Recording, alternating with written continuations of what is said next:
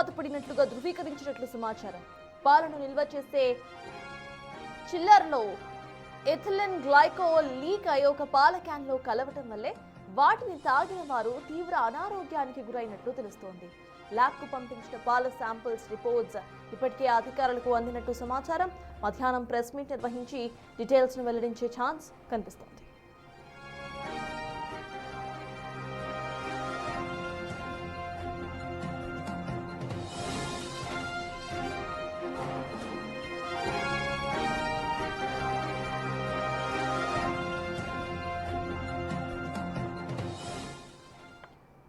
కల్తీ పాల వ్యవహారానికి సంబంధించిన పూర్తి డీటెయిల్స్ మా ప్రతినిధి శివశంకర్ అందిస్తారు. ప్రెసెంట్ ఇటు అసలు అక్కడ అప్డేట్స్ ఏంటి? At the same time ethylene glycol కలవడం వల్ల 5 మృతి చెందినట్టుగా తెలుస్తోంది. ఇది ఒక యాక్సిడెంట్ అనుకోవాలా, లేకపోతే కావాలని చేశారా? దానికి సంబంధించి ఎటువంటి కేసెస్ నమోదయ్యే అవకాశం ఉందనుకోవాలి శివశంకర్? సత్తా చూసుకున్నట్లయితే రాజమండ్రిలో ఏదైతే కల్తీ పాల కలకలం రేగిందో ఇప్పటికే 5 మృత్యువాత పడిన పరిస్థితి కనిపిస్తుంది. ఇంకా 2 ఏదైతే వెంటిలేటర్ పైన గడుపుతున్న పరిస్థితి నేపథ్యంలో చూసుకున్నట్లయితే పాలలో కల్తీ జరిగిందా లేదంటే ఇది ఒక ప్రమాదమా అనేది అయితే పూర్తిగా పోలీసులు నిర్ధారించాల్సిన పనిలో అయితే పడిన పరిస్థితి కనిపిస్తుంది. ఒకటి పక్కన ప్రాథమికంగా అయితే ఇథనాల్ గ్లైకాల్ కలవడం వల్లనే ఈ కిడ్నీ ఫెయిల్యూర్ అనేది జరిగిందని అయితే ఇప్పటికే రిపోర్టులు అధికారులకు అందినట్టు కూడా మనకి సమాచారం అందుతుంది. ఈ నేపథ్యంలోనే ఈరోజు మధ్యాహ్నం అధికారులు ఉన్నతాధికారులందరూ కూడా ఒక ప్రెస్ కాన్ఫరెన్స్ నిర్వహించడానికి సన్నద్ధమవుతున్న పరిస్థితి అయితే కనిపిస్తుంది. ఇప్పటికే నిందితుడు అడ్డాల గణేష్ని అయితే పోలీసులు అరెస్టు చూపించిన పరిస్థితి కనిపిస్తుంది. అయితే గణేష్ కూడా ఇప్పటికే ఏదైతే దీనికి సంబంధించి ఏం జరిగిందో తెలియదు, కానీ ఆ రోజు పాలు చేదు వచ్చాయంటూ కూడా వారు నాకు చెప్పారు అంటూ కూడా పోలీసులకి తెలిపినట్టయితే సమాచారం అవుతుంది. ఈ నేపథ్యంలో చూసుకున్నట్లయితే ఇప్పటికే ఎవరైతే 14 మంది అస్వస్థతకు గురయ్యారో వారిలో ఇప్పటికే 5 చనిపోయిన పరిస్థితి కనిపిస్తుంది. అయితే చిన్నారులు కూడా 3 చిన్నారులు కూడా ఇంకా హాస్పిటల్లో వెంటిలేటర్ సిచ్యువేషన్లోనే ఉన్న పరిస్థితి కనిపిస్తుంది. ఓవరాల్గా చూసుకున్నట్లయితే ఈ ల్యాబ్ రిపోర్ట్స్ ఇప్పుడు కీలకంగా మారాయని చెప్పుకోవాలి. అయితే ఇథనాల్ గ్లైకాల్ కలిసింది ఆ పాలలో అనేది మాత్రం ఇప్పటికే స్పష్టమైనట్టుగా కూడా మనకి తెలుస్తుంది. ఏదైతే పాల శాంపిల్స్ని కానీ అదేవిధంగా వాటర్ శాంపిల్స్ని కానీ తీసుకుని ల్యాబ్ టెస్టులకి పంపించారో, ఇలాగే ఫోరెన్సిక్ ల్యాబ్ నుంచి కూడా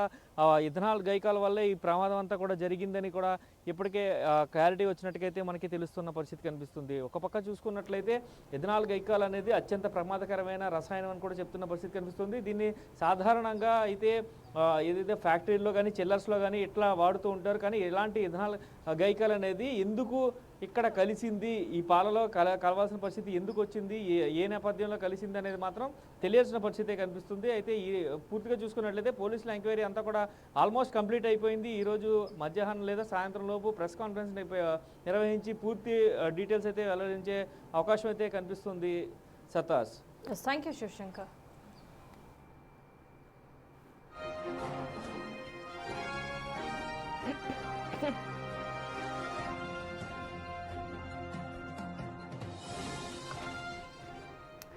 రాజమహేంద్రవరం కల్తీ పాల వ్యవహారంలో సంచలన విషయాలు ఇప్పుడు బయటకు వస్తున్నాయి.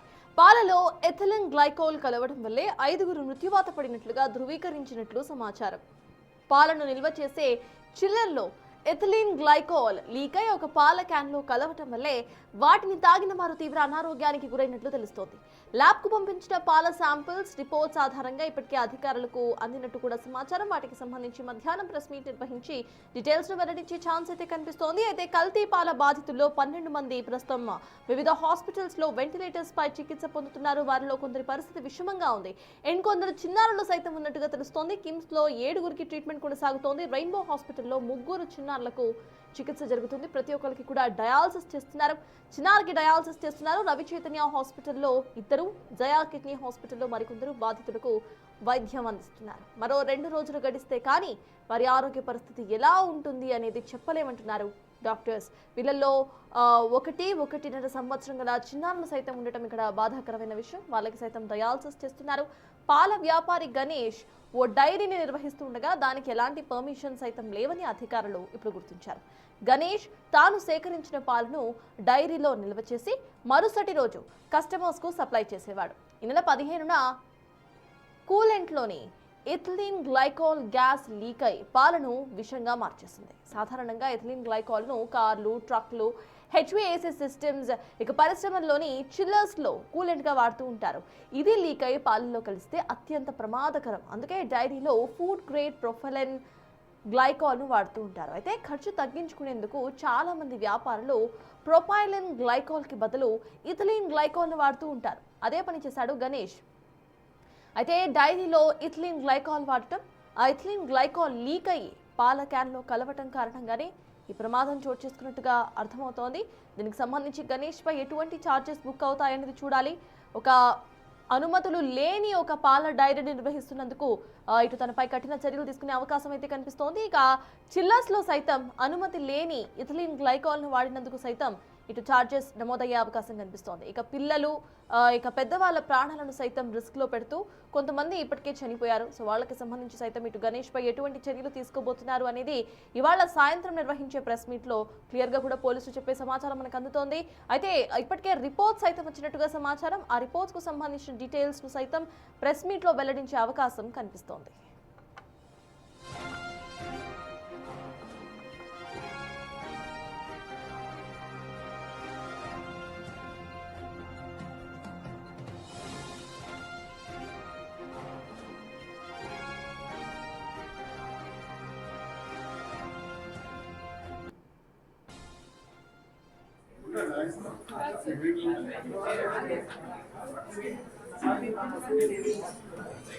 ట్రాఫిక్ ఉండండి.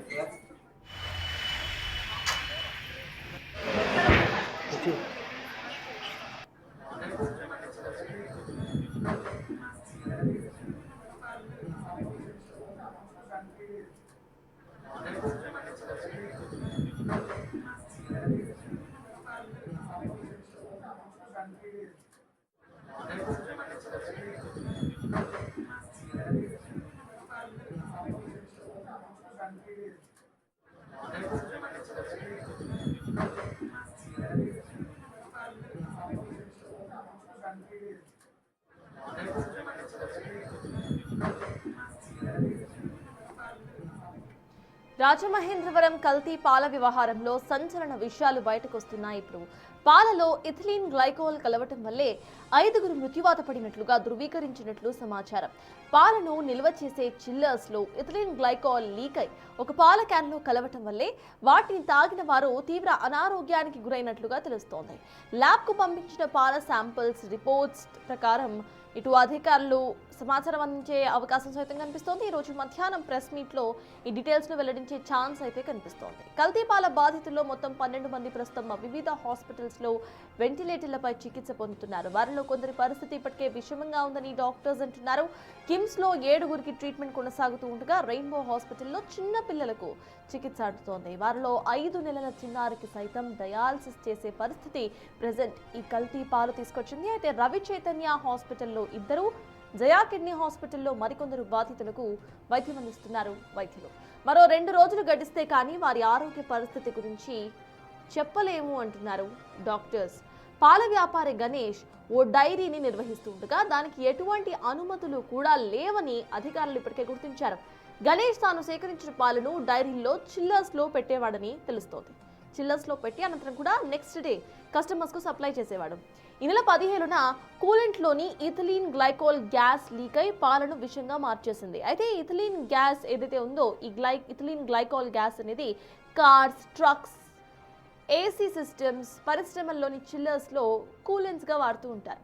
ఇది లీక్ అయి పాలలో కలిస్తే అత్యంత ప్రమాదకరం అంటూ కూడా ఫుడ్ గ్రేడ్ కాదు అని ఫుడ్ గ్రేడ్ ప్రొపైలిన్ గ్లైకాల్ను వాడటం స్టార్ట్ చేశారు. ఇక ఫుడ్ గ్రేడ్ ప్రొపైలిన్ గ్లైకాల్కు మాత్రమే చిల్లర్స్లో అనుమతి ఉంది. బట్ ఖర్చు తగ్గించుకునేందుకు చాలామంది వ్యాపారులు ప్రొపైలిన్ గ్లైకాల్కి బదులు ఇథిలీన్ గ్లైకాల్ను వాడుతూ ఉంటారు. అదే పని చేశాడు గణేష్. చిల్లర్స్లో ఇథిలీన్ గ్లైకాల్ లీక్ అయ్యి ఒక పాల క్యాన్లో పడటం కారణంగా ఇటువంటి ప్రమాదం అయితే చోటు చేసుకుంది. మరి దీనికి సంబంధించి ఇప్పటికే గణేష్ పై పలు ఛార్జెస్ కింద కేసెస్ నమోదయ్యే అవకాశం ఉంది. కల్తీ పాలకు సంబంధించి ఇథిలీన్ గ్లైకాల్ అటు చిల్లర్లో వాడడం కారణంగా దానికి పర్మిషన్స్ లేవు కాబట్టి దాని మీద కేసు నమోదయ్యే అవకాశం కనిపిస్తోంది. ఇక పర్మిషన్ లేని ఒక డైరీను నడుపుతున్నాడు కాబట్టి దాని మీద సైతం ఇటు ఛార్జెస్ నమోదయ్యే అవకాశం అయితే కనిపిస్తోంది.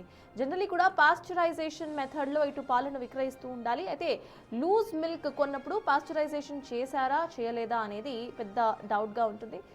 హైయెస్ట్ డిగ్రీ సెల్సియస్లో ఇటు పాలను వేడి చేసి ఇమీడియట్గా కూడా చిల్లర్స్లో కూల్ చేస్తూ ఉంటారు. దీనివల్ల కొన్ని సెకండ్స్ గ్యాప్లోనే టెంపరేచర్ మార్పు అనేది ఉంటుంది కాబట్టి లోపల ఉన్న బ్యాక్టీరియా తక్షణమే చచ్చిపోతుంది అనేది సైంటిఫికల్లీ ప్రూవెన్. సో పాస్చరైజేషన్ అయిన పాలను మాత్రమే మనం తాగాలి అనేది అందరూ కూడా చెప్తారు. మనం పాల ప్యాకెట్లు కొన్నప్పుడు కూడా పాస్చరైజ్డ్ మిల్క్ అని చాలా క్లియర్గా రాసుంటుంది. బయట లూజ్ మిల్క్ కొన్నప్పుడు వాళ్ళు పాస్చరైజేషన్ చేశారా లేదా అనేది ఎవరికి తెలియదు కాబట్టి లూజ్ మిల్క్ వాడటం కరెక్ట్ కాదంటూ కూడా ఇటు ఆరోగ్య నిపుణులు చాలా మంది చెప్తూ ఉంటారు. So will go back to Shivashankar చెప్పండి, లూజ్ మిల్క్ సంబంధించి అంటే ఆ గ్రామంలో ఇంకా చాలా మంది కూడా లూజ్ మిల్క్ వాడుతూ ఉంటుంటారు.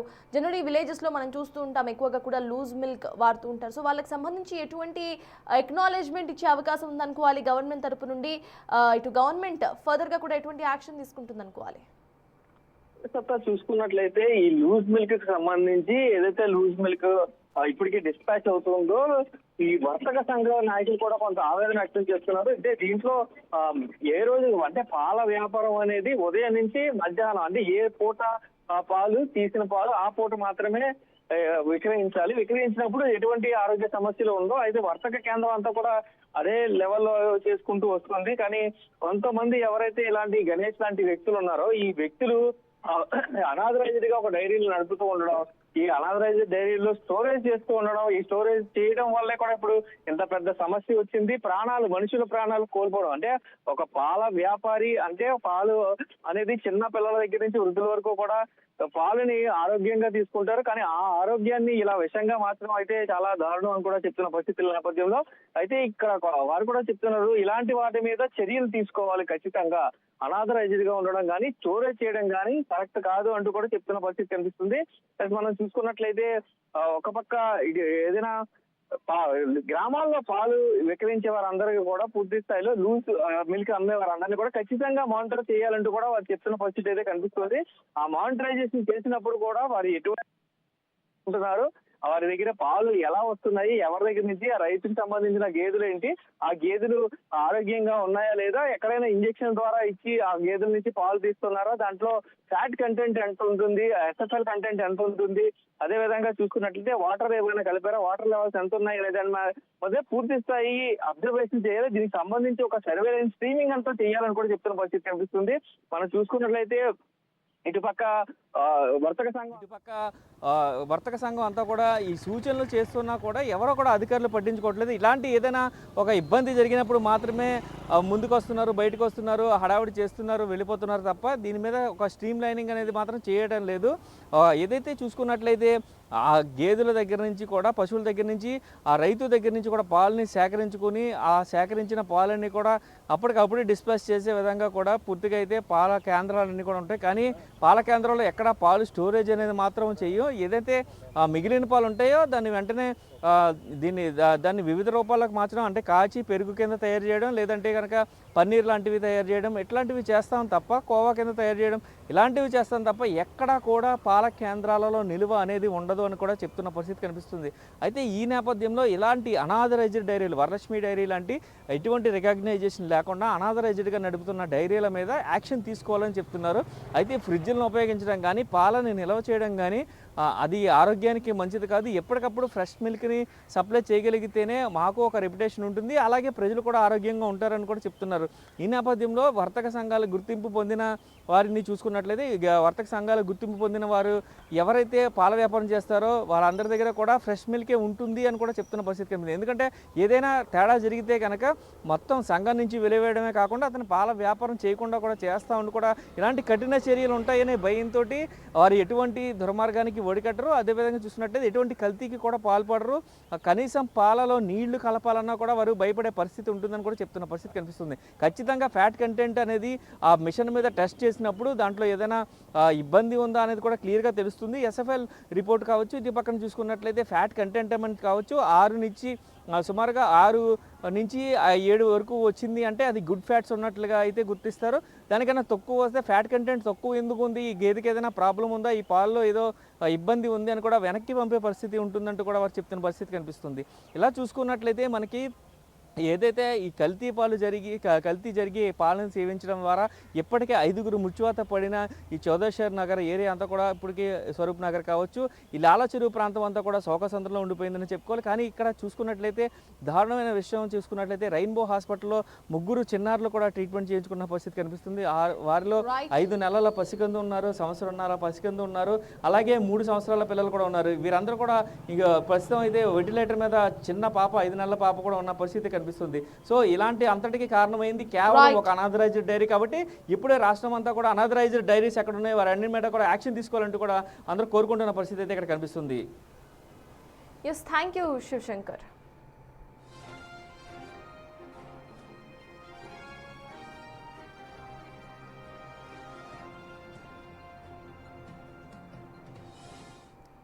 సో ఎస్, ఈ మిల్క్ అడల్ట్రేషన్కు సంబంధించి అండ్ లూజ్ మిల్క్ ఆరల్స్ అడల్ట్రేటెడ్ మిల్క్ తాగినప్పుడు అసలు ఎటువంటి అనారోగ్య సమస్యలకు దారితీస్తే, అట్ ద సేమ్ టైం అసలు ఎటువంటి టెస్ట్ మిల్క్ చేస్తారు అనేది చెప్పడానికి we have with this bioscience analyst Y Sundararamaiah garu connected with Big TV. Hello అండి. నమస్తే అండి. ఎస్, సో చెప్పండి, జనరలీ కూడా లూజ్ మిల్క్ కానివ్వండి లేకపోతే మిల్క్ తీసుకున్నప్పుడు పాస్చరైజేషన్ అనేది చాలా ఇంపార్టెంట్ అని చెప్తూ ఉంటాం. సో ఎటువంటి టెస్ట్స్ జనరలీ చేస్తారండి? మిల్క్ స్టాండర్డ్స్కి సంబంధించి ఫ్యాట్ కంటెంట్ కానీ లేకపోతే దాంట్లో ఏదైనా వైరల్ కానీ బ్యాక్టీరియాస్ కానీ, అంటే ఫ్రెష్ మిల్క్ తీసుకున్నప్పుడు మేజర్గా కూడా ఫ్యాట్ కంటెంట్ గురించి చెక్ చేసుకుంటారు. అంత వాటర్ కంటెంట్ ఉందో కూడా చెక్ చేస్తారు. అదేవిధంగా దాంట్లో ఇంకేమన్నా కొంచెం బ్యాక్టీరియాస్, బ్యాడ్ బ్యాక్టీరియా అంటే లాక్టో బేస్డ్ కాబట్టి బ్యాక్టీరియాస్ కూడా ఏమన్నా దాంట్లో ఉన్నాయేమన్నా అది చెక్ చేసుకుంటారు. దీని తర్వాత నుంచి దాన్ని ప్యాచరైజేషన్ అనేది, అంటే స్టెబిలైజేషన్ ప్రాసెస్ కోసం కొంత ప్యాచరైజేషన్ ప్రాసెస్ చేస్తారు. కొంతమంది ఏంటంటే దాన్ని మళ్ళీ ఫ్యాట్, దాంట్లో ఏదైతే ఎక్కువ ఫ్యాట్ కనుక ఉన్నట్లయితే ఫ్యాట్ని కొంచెం తీసేదానికి ఆ ఫ్యాట్ తీసే మిషన్స్ ద్వారా ఫ్యాట్ని కూడా కొంతమంది తీస్తారు. ఫ్యాట్ తీసేసిన తర్వాత ఈ ప్యాచరైజేషన్ ప్రాసెస్ చేసేసి మిల్క్ డెలివరీ చేస్తారు సాధారణంగా. కానీ వీటిల్లో అంటే ఇప్పుడు జరిగిన సంఘటన ఏంటి అంటే అది ఎంత క్వాంటిటీ మెటీరియల్ అక్కడ వాళ్ళు స్టేబుల్ చేశారు అంటే 3 క్యాన్లు పాలు అని చెప్తున్నారు. అంటే 3 క్యాన్లు పాలు అంటే దాదాపు 120 లీటర్లు 150 లీటర్ల పైన ఉంటాయి. సో ఈ 150 లీటర్ల పాలని ఒకే దాంట్లో స్టెబిలైజ్ చేశారా, అంటే ఒకే ఫ్రీజర్లో పెట్టారా, లేకపోతే 3 రకాల విడివిడి ఫ్రీజర్లో పెట్టారా, లేకపోతే ఆ ఫ్రీజర్ యొక్క మెటీరియల్ ఎలా దీనికి పాలలో కలిసిందని మనం నిర్ధారించుకోవడం జరిగింది. అంటే వాస్తవంగా హార్మ్ఫుల్ మెటీరియల్స్ ఎప్పుడు కూడా పెద్ద ఇప్పుడు డైరీ ఫార్మేషన్ అంతా కూడా అమోనియా గ్యాస్ ప్లాంట్స్ ఉంటాయి ఎక్కువ. పెద్ద డైరీస్ సంగతి చెప్తున్నాను నేను. శీతలీకరణ కేంద్రాలు, ఏదైతే మిల్క్ శీతలీకరణ కేంద్రాలు ఉన్నాయో భద్రతా విభాగం కింద వాళ్ళందరూ కూడా ఏంటంటే అమోనియా గ్యాస్ వాడతారు. అమోనియా గ్యాస్ నుంచే ప్లాంట్స్ రన్ అవుతూ ఉంటాయి. సో అది ఏంటంటే చిల్లర్ అంటారు దాన్ని, మిల్క్ చిల్లర్ పాయింట్. ఈ చిల్లింగ్ ప్రాసెస్ ఎలా ఉంటుంది అంటే ఒక సైడ్ అమోనియా గ్యాస్ సర్క్యులేషన్ జరుగుతూ ఉంటుంది, ఇంకొక సైడు దానికి అమోనియా గ్యాస్కి ఏదైతే కొన్ని ప్లేట్స్ ఉన్నాయో ఆ ప్లేట్స్లో నుంచి చిల్లింగ్ స్టార్ట్ అవుతుంది. సేమ్ మళ్ళీ దాన్ని ఆపోజిట్లో ఈ మిల్క్ని కూడా సర్వ్ చేస్తారు అక్కడే ఆ చిల్లింగ్ ప్రాసెస్లోనే.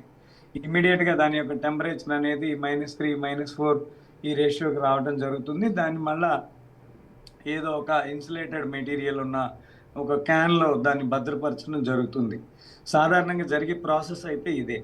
సో దీనిలో ఇక్కడ చిన్న మినీ యూనిట్ కాబట్టి దీంట్లో వీళ్ళు ఎలాంటి ఫ్రీజర్ వాడారు, ఆ ఫ్రీజర్ ఏ కంపెనీ నుంచి వచ్చింది, తర్వాత వాళ్ళు దానిలో ఏ మెటీరియల్ ఫ్రీజింగ్ కండిషన్ కోసం ఏ మెటీరియల్ వాడుతూ ఉన్నారు, అది లిక్విడా లేకపోతే గ్యాసా, లేకపోతే ఎలాంటి మెటీరియల్స్ దానిలో ఇన్వాల్వ్ చేయడం జరిగింది, అసలు అది కంటామినేషన్ ఎలా అయింది. అంటే ఇప్పుడు మిల్క్ల ద్వారా ఒక మెటీరియల్ కంటామినేషన్ అయ్యింది అంటే పర్టికులర్ ఎక్కడో ఒక చోట నుంచి ఆ పాయిజనరీ మెటీరియల్ అనేది వచ్చి ఉండాలి. సో ఆ మెటీరియల్ ఎలా జరిగింది అనే దాని మీద కూడా కొంత అవగాహన అనేది తీసుకోవాల్సిన అవసరం ఉంది. ఎంక్వైరీ కూడా చేయాల్సిన అవసరం కూడా ఉంది ఈ విషయంలో పర్టికులర్గా. ఓకే, సో జనరలీ రీసెంట్గా నేను చూసాను ల్యాబ్ కిట్స్ అనేవి ప్రొవైడ్ చేస్తూ ఉంటారు. సో ఇళ్లలో పాలకి సంబంధించిన నాణ్యత చెక్ చేసుకోవచ్చు అని, అది పాసిబుల్ ఏనండి? 100%. ఈరోజు చాలా వరకు కూడా ఫ్యాట్స్ మాత్రమే చూసుకోవచ్చు. అంటే గుడ్ మిల్కా బ్యాడ్ మిల్కా అనే దాని వరకు కూడా కొన్ని అంటే భద్రతా మండలి వారు కొన్ని ఆథరైజ్ చేసినవి మాత్రం కొన్ని అందుబాటులో ఉన్నాయి. పాలలో pH ఎంత ఉంది, మిల్క్ డెన్సిటీ ఎంత ఉంది, పాల పాలలో వాటర్ డెన్సిటీ ఎంత ఉంది, తర్వాత ఆ పాలకి గుడ్ క్వాలిటీ ఉందా లేదా అనేది కొన్ని పారామీటర్స్ని మనం ఖచ్చితంగా ఇక్కడ గమనించేదానికైతే అవకాశం ఉంది ప్రస్తుతానికి. ఇంకా కొన్ని ఎక్కువ మెటీరియలైజ్ కావాలి అంటే ఖచ్చితంగా దానికి సంబంధించిన కెమికల్ ల్యాబ్స్లోనే మనం చెక్ చేయాల్సిన అనాలిసిస్ చేయాల్సిన అవసరం ఉంటుంది. సో ఈ మిల్క్ ఎక్కడైతే మనం పర్టికులర్గా శాంపిల్స్ కలెక్ట్ చేస్తారు అంటే ఎవ్రీ డే శాంపిల్ కలెక్షన్ ఉంటుంది ఇక్కడ సాధారణంగా.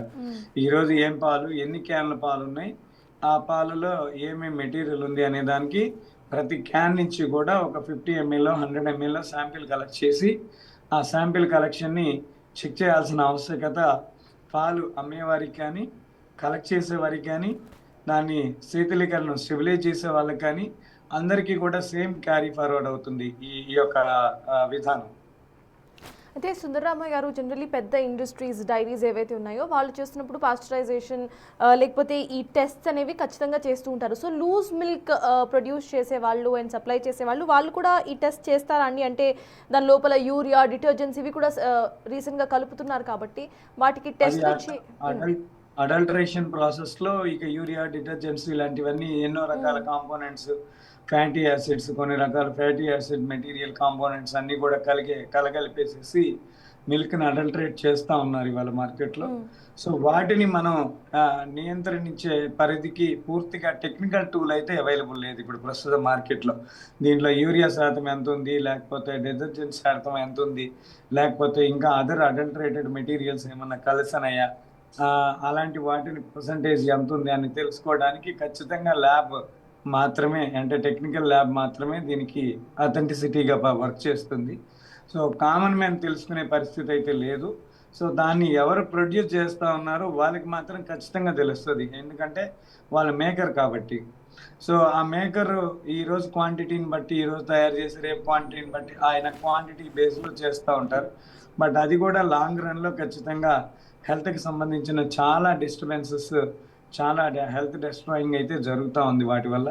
సో వాటిని ఏ రోజుకి ఆ రోజు ఈ చిన్న వాళ్ళు రోజు 10 లీటర్లు, 50 లీటర్లు, 100 లీటర్లు ఇవన్నీ కూడా కలెక్ట్ చేసేసి అది రైతుల దగ్గర నుంచి కలెక్ట్ చేసి కొంత వాళ్ళలో చాలా వరకు నిజాయితీగా ఉండే వాళ్ళు కూడా ఉన్నారు. సో మనం అందరినీ తప్పు పట్టడానికి కూడా లేదు. ఎక్కడో ఒక వ్యక్తి చేసిన తప్పుకి ఇక్కడ మొత్తం సిస్టమ్ మొత్తం కూడా డ్యామేజ్ అయిపోతూ ఉంది.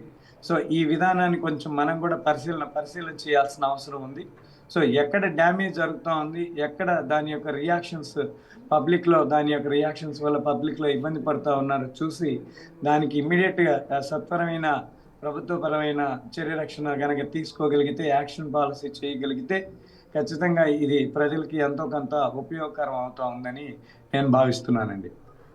సుందరరామయ్య గారు, యాజ్ అ బయోసైన్స్ అనలిస్ట్ మీరేమంటారు? అంటే ఈ ప్యాకెట్ పాలు కొనడం మేలా లేకపోతే లూజ్ పాలు కొనడం మేలా? ఎందుకంటే రీసెంట్గా అడల్టరేషన్ ఎక్కువగా మనం చూస్తున్నాం కాబట్టి. At the same time packet పాలకు సంబంధించి రైతుల దగ్గర నుండి ఈ ట్రక్స్లో పాలు వచ్చినప్పుడు ప్రతిసారి కూడా టెస్ట్ చేస్తారు అనేది సమాచారం ఉంది. సో అటువంటి టెస్ట్లు ఇటు గవర్నమెంట్ సైతం లూజ్ మిల్క్కి అనివార్యం చేయాల్సిన అవసరం ఉందనుకోవచ్చా మనం ప్రెసెంట్? అంటే ప్యాకెట్ పాలేమో బ్రాండెడ్ అండి, కానీ ఈరోజు రైతు దగ్గర పాలు తీస్తే ఇది మళ్ళా మనకి సమాజానికి చేరటానికి at least 5th day or 6th day పడుతుంది. కొన్ని కంపెనీస్ 2-3 రోజులకే ఇస్తాయి. కొన్ని కంపెనీస్, అంటే ట్రాన్స్పోర్ట్ గురించి నేను చెప్తున్నాను. ఫర్ ఎగ్జాంపుల్, ఎక్కడో ఒక ఎక్స్ అనే ఏరియా నుంచి వాళ్ళు పాలు కలెక్ట్ చేస్తే ఆ వై అనే ఏరియాలో వాళ్ళు మొత్తం పాలు మొత్తాన్ని కూడా డిస్ట్రిబ్యూట్ చేసేసి, ప్యాకింగ్ చేసేసి, ప్యాచరైజేషన్ చేసేసి దాన్ని డెలివరీ బాయ్ ద్వారా లేకపోతే వాళ్ళ యొక్క విక్రయ సంస్థానాల ద్వారా వాళ్ళు ప్రజలకు అందించడానికి ఖచ్చితంగా 5 నుంచి 6 రోజుల సమయం పడుతూ ఉంది ఇప్పుడు ప్రస్తుతం ఉన్న అనాలిసిస్లో. సో కాబట్టి ఈ 5-6 రోజులు వాళ్ళు పాలు సేఫ్గా ఉండడానికి కొన్ని నామ్స్ ప్రభుత్వం ఏదైతే తెలియజేసిందో అలాంటి కొన్ని నామ్స్ని వాళ్ళు మెయింటైన్ చేస్తున్నారు. సాధారణంగా అక్కడ కూడా పెద్దగా ఏం జరగట్లేదు. అయితే ఇక్కడ మిస్టేక్ ఏం జరుగుతూ ఉంది అంటే, ఎవరైతే అడల్టరేట్ చేస్తూ ఉన్నారో ఈ అడల్టరేషన్ మిల్క్ కూడా ఆ పెద్ద ట్యాంక్లో కూడా కలిస్తే ఏంటి అంటే దానికి మనం సరి అయిన ఆధారాలు ఈరోజు కూడా చెప్పలేం, కానీ ఖచ్చితంగా ఛాన్స్ ఉంది, కలిసేదానికి ఛాన్స్ ఉంది. ఇప్పుడు చిన్నపిల్లల్లో వస్తున్న హార్మోనల్ ఇష్యూస్, ఎస్పెషల్లీ బాలికల్లో చాలా మంది బాలికలు ఇప్పుడు అంతా ఒబేసిటీ తోటి ఉన్నారు, హార్మోనల్ ఇష్యూస్ తోటి ఉన్నారు, పీసీఓడీస్ తోటి ఉన్నారు. ఎంతోమంది అంటే కాబోయే ఈ దేశానికి కాబోయే తల్లులు వీళ్ళందరూ కూడా.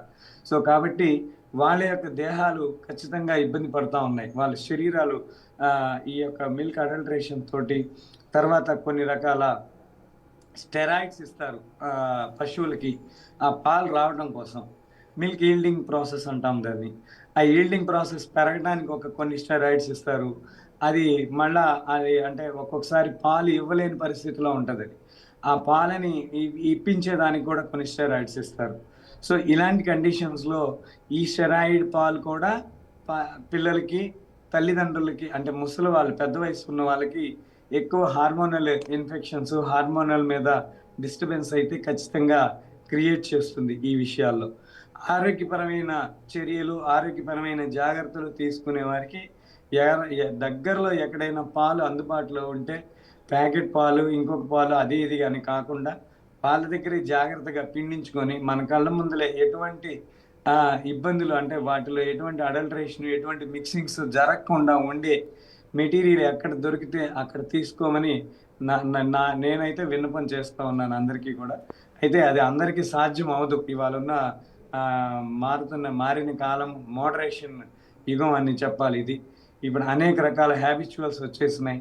ఈ ఫాస్ట్ అంటే ఈ కాలమానంలో అంత స్పీడ్గా మనం అన్ని మెటీరియల్స్ని కలెక్ట్ చేసుకోలేని పరిస్థితి. ఫ్రెష్ కూరగాయలు లైక్ ఎగ్జాంపుల్ ఫ్రెష్ కూరగాయలు అదే పరిస్థితి ఉంది, ఫ్రెష్ మిల్క్ అదే పరిస్థితి ఉంది. ఏదైనా ఫ్రెష్ ఐటమ్ అనే దాన్ని మనం పొందటం ఇప్పుడున్న కాలమానంలో అది కొంచెం వెనకబడిందని చెప్పాలి. దీని గురించి ఇంకా టెక్నాలజీస్ ఎన్ని పెరిగినప్పటికీ కూడా ఇది నిత్యావసర వస్తువు. అంటే అప్పటికప్పుడు ప్రొడక్షన్. పూర్వం ప్రతి దొడ్డిలో ఆవులు ఉండేవి, ఎవరికి వాళ్ళకి ఉండేవి. ఇవాళ ఆ పరిస్థితి లేదు, అంతా మెకనైజేషన్ ప్రాసెస్ అయిపోయింది. అంతా వ్యవస్థలన్నీ కూడా చాలా మారుతున్న కాలాన్ని బట్టి మనిషి యొక్క జీవనం కూడా చాలా స్పీడ్గా వెళ్ళిపోయింది. కాబట్టి ఇలాంటి కండిషన్స్లో ప్రతి ఒక్కళ్ళు కూడా తీసుకునే ఆహార పదార్థాలు భద్రతా మండలికి అంటే స్టాండర్డ్స్, ఇండియన్ ఫుడ్ స్టాండర్డ్స్కి ఈక్వల్గా ఉన్నాయా లేవా అనేది తెలుసుకోవాల్సిన బాధ్యత కొనుక్కునే ప్రతి ఒక్కరిదే అయి ఉండాలి.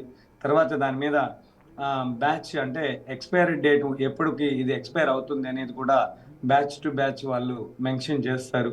ఒకవేళ ఏదైనా బై మిస్టేక్ అది ఆ ఎక్స్పైరీ డేట్ ప్రోడక్ట్ కనుక ఎక్కడైనా మీ దృష్టికి వచ్చినట్లయితే అయ్యా ఇది ఎక్స్పైరీ డేట్ వచ్చింది అని మీరే వాళ్ళకి తెలియజేసి దాన్ని స్టాప్ చేయించడం కూడా చాలా మంచి విషయం. అంటే